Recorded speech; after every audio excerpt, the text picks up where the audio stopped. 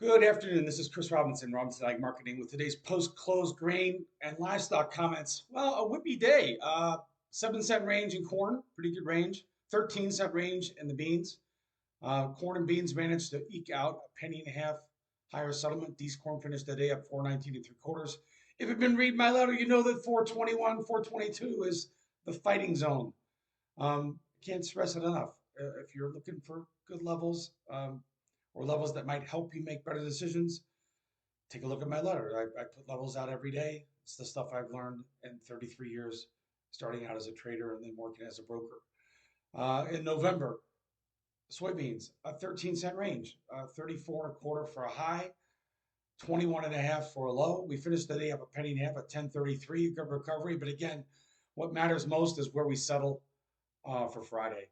These wheat, Chicago wheat, both finished lower. We did have a bounce off the lows, but every time you turn around, there's just more bearish news for the wheat. Russia's crop's getting bigger, Argentina's crop's getting bigger, and we are fighting for our lives down here. If you look at December Chicago wheat, it did make a new low for the move today and a new low settlement.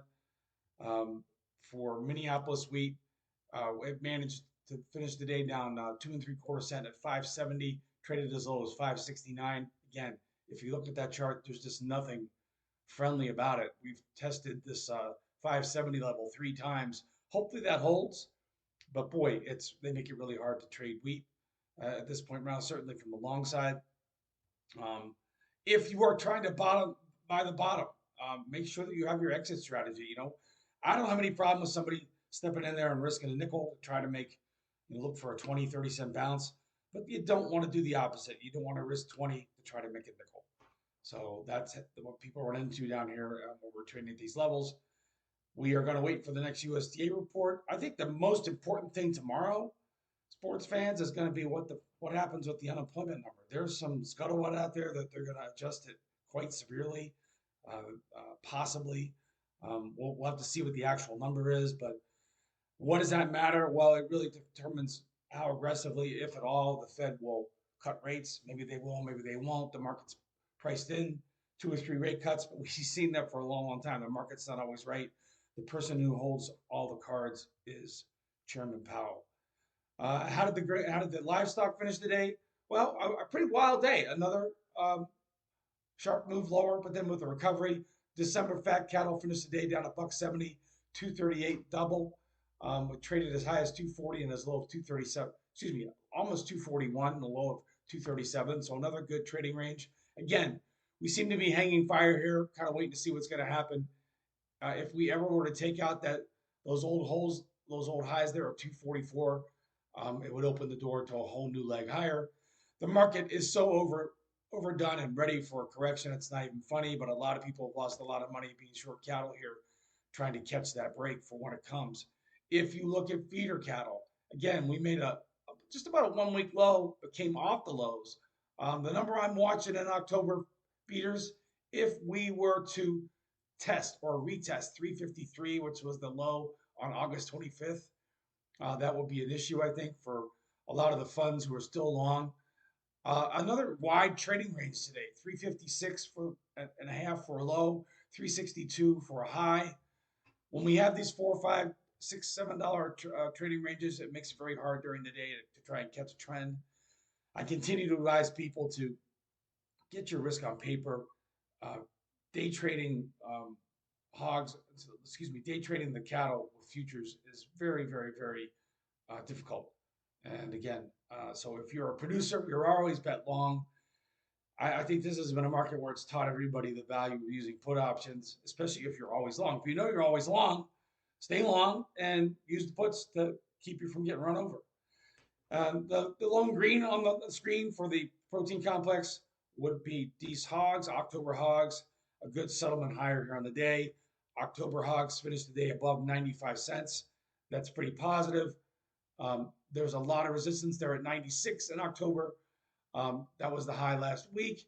Also, you can go all the way back to the June highs where we flirted with 96, actually traded as high as, let's see, what was the high there? Traded as high as 97. So we're getting over to that rarefied air. It's a great opportunity for producers. I think as long as cattle hold in, it's going to be friendly for the hogs. The hogs definitely have a supply issue there. A lot of people were disappointed that they feel like the last pigs report was inaccurate and there aren't as many animals out there as people have thought. So we'll see. Certainly, Mr. Market thinks so. When you're at contract highs, take advantage of it. So that's how we settled today. Again, tomorrow we could have some fireworks. I don't know what's going to happen with the unemployment report. I'd watch that carefully. If it turns into a risk on day, it might be good for the grains. Risk on, what does that mean? If the number changes in the stock markets, several hundred points higher or more, it's probably going to be good for commodities. It'll be a risk on. Everybody's like, okay, let's buy everything. If it's the reverse, we could be in for some corrections there, especially in cattle. I think cattle is going to be real sensitive to what happens tomorrow with the stock market. So that's about it. This is Chris Robinson, Robinson Ag Marketing. If you want to take a look at my daily letter, sign up for it. I send it out every morning. That's 5 days a week. And then on the weekends, I spend about 4 hours, believe it or not, go through every chart that I can see that matters to farmers and producers. And I look at bigger long-term uh, perspective to help you sort of see the forest for the trees. That sounds like something you'd want to be interested in. Take a look at it. I also, with my clients, I also make specific cash gel recommendations. That's a huge part of marketing. Most people hesitate to make cash gels. It's good to have somebody that you can depend on to at least tap you on the shoulder and say, hey, you need to do something here. If you are not willing to make a cash sale, then you need to be looking at hedges.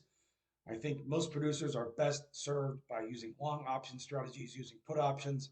You can use futures, but the problem with when you use futures to capture prices is if you're early, you leave all the profit on the table. And anybody that's been using futures to hedge cattle in the last 5 years has figured that out. You may get periodic really nice payoffs, but in the meantime, the overall trend, you tend to leave a lot of money on the table if you're using futures to hedge your cash position. Now, if you're a trader, that's completely different. But I try to gear all my stuff towards producers. If you're a producer, you're always bet long. You're long all the corn and beans you've got in the bin now, all the corn and beans you've got in the field now, and everything you've got, you're going to grow for the next 10, 15, 20, 30 years, depending how old you are. So you are a long-term bull. You need to be hedging yourself with some strategies where you keep the upside open, but protect the downside. This is Chris Robinson. Have a great day. We'll be back at it tomorrow morning. I am going to be in Iowa tomorrow. I'll be doing the taping for Market to Market. Looking forward to hanging out with Paul Yeager at the studios there in Des Moines. Take care.